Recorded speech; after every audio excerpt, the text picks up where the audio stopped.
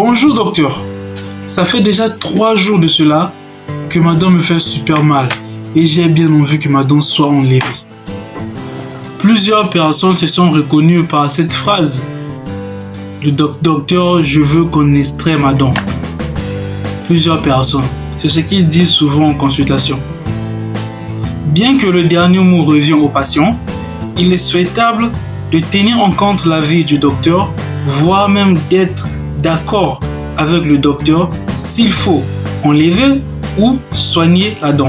Je tiens à notifier qu'il existe des pour et contre-indications pour l'extraction dentaire, dont on en parlera dans la prochaine vidéo. Dans cette vidéo d'aujourd'hui, on va répondre à la question de l'un de nos abonnés.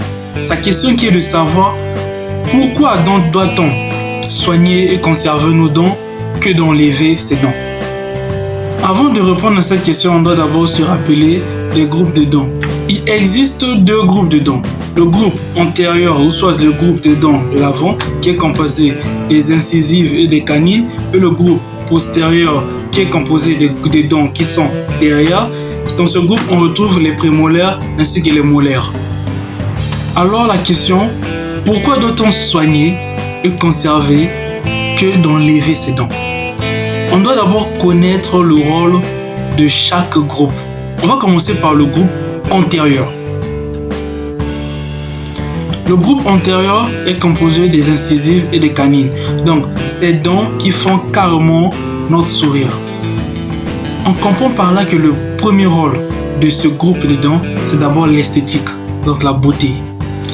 Le deuxième rôle est que ces dents servent à mordre, par exemple un petit bout de pain. Le troisième rôle, c'est le rôle de diction, donc la prononciation des mots.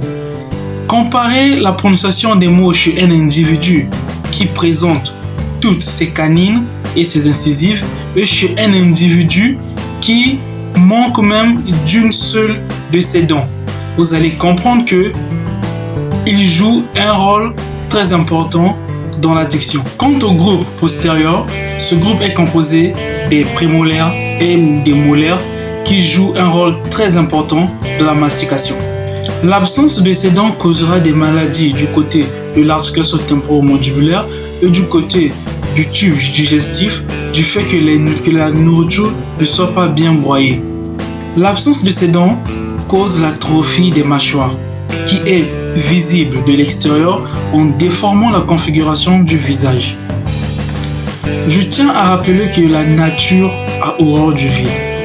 Une fois que la dent est extraite, les dents qui sont autour se déplacent vers la dent extraite pour combler ce vide, ce qui causera malheureusement une anomalie de l'occlusion. On aura une occlusion qui ne sera pas normale. À la lumière de tout ce qui précède, on convient qu'il est souhaitable de conserver, de soigner ces dents que de les extraire. Et s'il faut les extraire, alors il serait mieux, malheureusement, on dira aussi heureusement, de les remplacer. Stéphane, j'espère avoir répondu à ta question. Je vous prie juste de suivre la page, de toutefois rester là, à regarder, à nous informer en ce qui concerne la santé bucco-dentaire, de partager les contenus afin de sensibiliser aussi les autres. Je vous dis tous ciao, à bientôt, prenez soin de vous.